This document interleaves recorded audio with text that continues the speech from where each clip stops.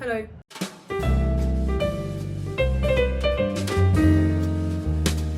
Here's an unsolicited video of my favourite books of 2023. I'm literally just going to be reading off my Goodreads. But my Goodreads reviews do not do these books enough justice.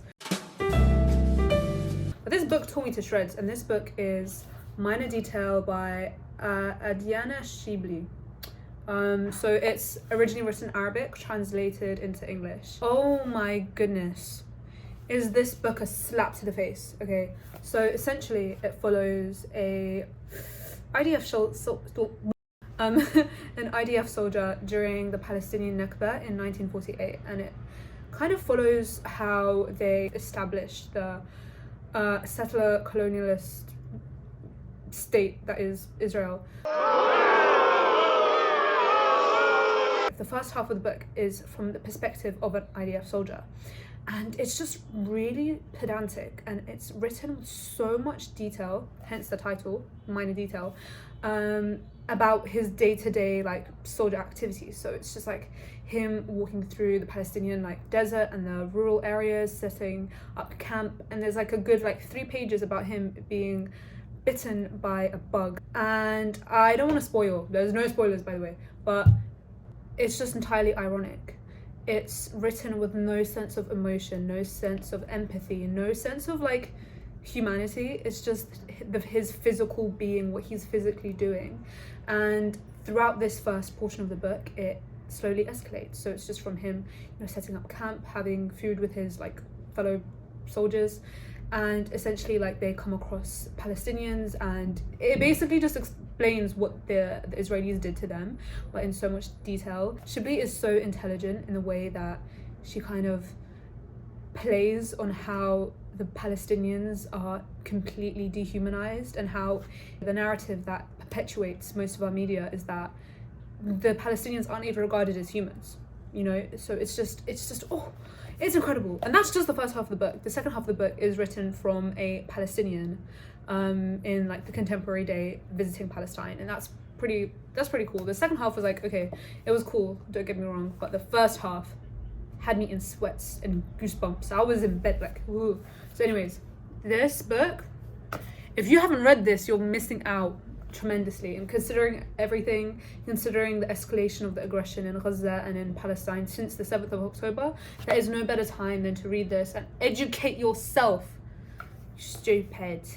I'm joking, you're not stupid. If you're watching this video, you're probably very intelligent, because great minds think alike. That was one of my favorite books of 2023. Okay, so the second book of 2023 is this one, Sanshiro by Natsume Soseki. I apologize for the pronunciation. I love this book. It's so light-hearted, and I feel like it couldn't have come at a better time in my life. The thing is with books, you kind of have to be going through the right things in order to like savor them, if you know what I mean. So this book essentially follows a 18-year-old Japanese boy who grew up in a very sheltered environment. So he lived in a small village for most of his life, lived with his mom, and he applied to uni in Tokyo, and he was like, Mom, I want to experience the world, I want to see the world, I want to see Tokyo, I want to see blah, blah, blah, blah, blah. And I believe it's written in the early 20th century, as Tokyo was very quickly like starting to become this urbanized mega city that it is today. He's just overwhelmed because it's such a stark contrast to his little village upbringing. And on top of that, he starts uni, which he finds really difficult because the whole academic environment is entirely different to like the school environment. And I can say that that is true to an extent. Uni is overwhelming at times, but it's also very freeing in the sense that you feel like you can possess your time, which is also scary. But regardless, this is really cool. It looks into first loves, into relationships, into trying to make sense of identity. It sounds so wish-washy, but like it's just constructed in a way that's so comedic, but also like really interesting. Like I didn't know that I could resonate with a 18-year-old Japanese boy from almost 100 years ago so much. But yeah, definitely. If I'm being honest, I just picked it up because it was on sale and it had a cute cover. And you know, in Central Park when they have the cute little like book, like the Strand, like the bookstore, they do these little cute pop-ups where they just sell books for like half price, and I was like, I'm gonna go crazy. I did indeed go crazy. I spent maybe too much money, but that's okay because I got this out of it, and it was definitely worth the read. So I recommend this book, especially if you're starting or have started uni. It's kind of like Norwegian Wood, but like not on crack. It's like a watered down Norwegian Wood, if you know what I mean. And what's interesting is that Haruki Murakami, in this edition at least, Murakami has a little introduction. He talks about this book because I think he drew a lot of inspiration from it. It's got the same kind of energy as Norwegian Wood, so read it. Coming from a design student, you need to read this book, okay? So this book is called The Beauty of Everyday Things by Sotsu Yanagi. I'm gonna be honest, when I first read it, I was disappointed because I thought it was gonna be more of a philosophical book talking about the importance of gratitude and appreciating the small things in life.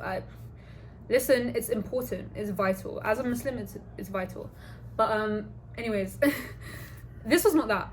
It's a very thorough, in-depth exploration of folk art and Japanese folk art in particular, but also just the beauty of handcraft and how the loss of handcraft and the arts of like creating something yourself has been lost, and how that's kind of like in correlation with the detrimental demise of society. So I did kind of get a little bit of that like philosophical flair. But it's so beautiful because it kind of rekindled my enjoyment for just creating stuff for the sake of creating stuff. Like I just, with school and doing art in school and then doing architecture at uni, it's kind of just made me dread the whole process of creation, which kind of sucks because it's like, yo, as a kid I used to love this, what happened? But yeah, it's also interesting, you learn stuff, and you know, I don't read enough non-fiction, so I was like, I need to read non-fiction, and this was very informative. It's as non-fictional as non-fiction can get. Also, it's cute. Again, cute. I just love cute books. Like if it looks nice, I'm gonna buy it. You know, I just want to be an old lady that has a bookshelf filled with absolutely gorgeous books. Yeah. Anyways,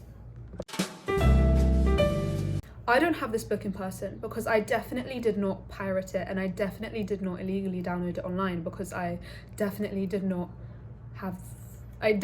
have the funds, sorry, to purchase it. It's called AgaV Via by Clarice Lispector. Yeah. Essentially, she's a Brazilian author, and this book was also translated. This book, oh my goodness, it's only about 80-90 pages. It's really short. You can read it in one sitting, but I do not advise you do that because, my goodness, it makes no sense, but it makes so much sense simultaneously. It's basically, how do you even explain this book?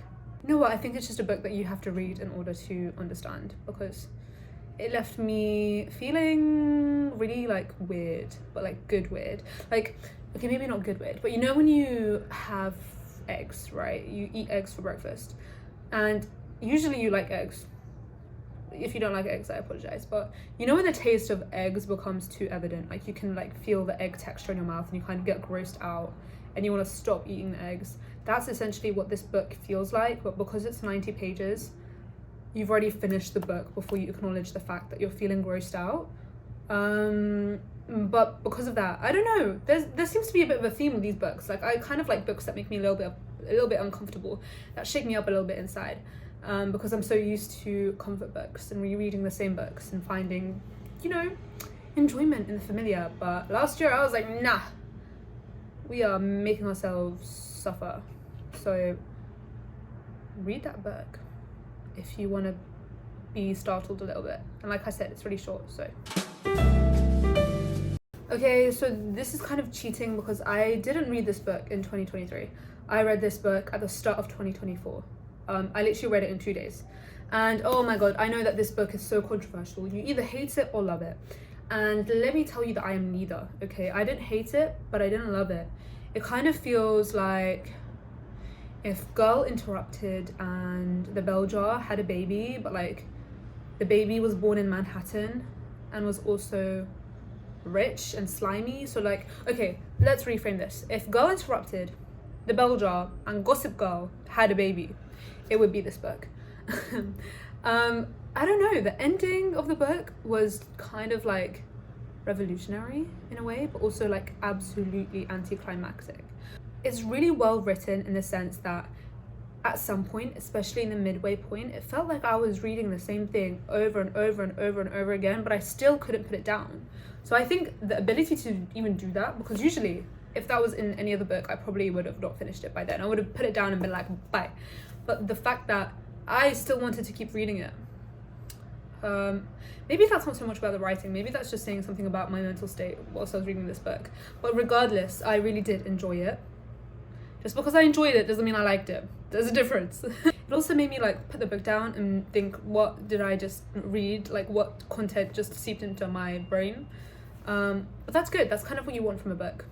So My Year of, I didn't even say the name. My Year of Rest and Relaxation by Atessa. I'm not gonna try to pronounce her last name, but yeah. I don't have this book with me right now because it's at home, but this book is The Woman Destroyed by Simone de Beauvoir, and I feel like most people have read this, and if you have exceptional taste. I had a little phase like at the start of 2023 where I was just really into French existentialism. I just found it kind of not relatable at all, which is why I think I enjoyed it so much, because seeing people just be so nihilistic is almost humorous to me. As a person of faith, it's kind of like, oh, could be me. Kidding, kind of. I really liked it, but it was also kind of bad for me in the sense that it kind of reinforced this idea that men are pigs. Not all men are pigs, of course. I'm not saying, oh my god, I'm not a man hater, but it was just kind of heartbreaking in the sense to see a woman kind of spiral and lose herself entirely because her worth and her identity is entirely reflected into her husband. Like if she's not a mother, she's a wife. If she's not a wife, she's a mother. And even though I feel like a lot of people nowadays can't specifically relate to that because we're so modern, it's something that I see so prominently in my life, in my family back home, coming from a culture that's very different to like Western progressiveness. I forgot what I was saying. I know that the time period was very different to the time period now. It was written like mid 20th century, early to mid 20th century, where it was still very patriarchal, which then again I don't say with malice. Like YouTube is very intimidating to me because I feel like I start talking and then I just don't know what's coming out my mouth, that I just start speaking for the sake of speaking. If you've still made it this far into the video, I salute you. Simone de Beauvoir, she's also exceptionally good at writing. She has the ability to dabble in so many different types of writing.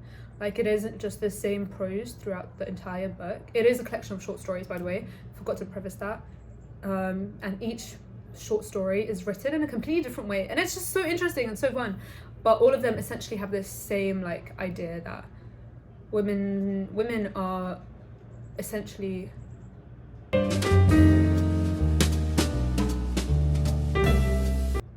conditioned to be a counterpart to men as opposed to being their own individual in the 20th century, which is interesting to read. It's pretty cool. Also, I just like reading people being depressed sometimes. It's just nice to read because it's like, oh, cool, same. No, not same, I'm joking. Yeah. Last but certainly not least is Open Water by Caleb Nelson. And again, I don't have a physical copy of this book because I definitely didn't download it illegally online, but oh my goodness, when I tell you every word was a piece of art. And listen, this is very subject to taste. A lot of people don't like overly embellished language, overly metaphorical imagery. They're just like, okay, why are you making this guy go for a walk, this whole like philosophical epiphany, you know. It's like, it doesn't have to be like that, and each their own, but I personally loved it. I loved how every sentence had so much intention and had so much purpose, and it basically explores these two young people in London exploring the concept of love, the concept of family, the concept of compatibility, lack of compatibility, and also what it means to kind of be working towards a goal when you are juggling so much in life, you know what I mean? Like, for so many young people, especially the children of immigrants, it's so easy to kind of become encompassed in what you need to do in order to achieve, in order to make the people in your life proud, that you kind of lose sight of what you want to achieve for the sake of you, if that makes sense. I don't know if that particularly makes the most sense. It's one of those books that once you start reading, you can't stop. It's like a piece of art just thrown into a pretty little book. It's just, please read it.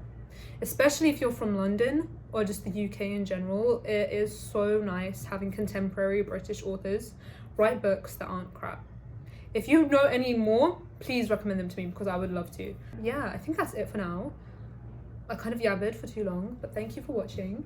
If you're interested, follow my Goodreads account, because I like to yap even more on there. And sometimes I make reviews that I look back on and I'm like, what are you trying to say? This is what? So that might be interesting for you if you want to see me just yabber about nothing. Yeah, that's all. Thank you for listening to me talk about words, because that's always fun. Have a good one. Bye.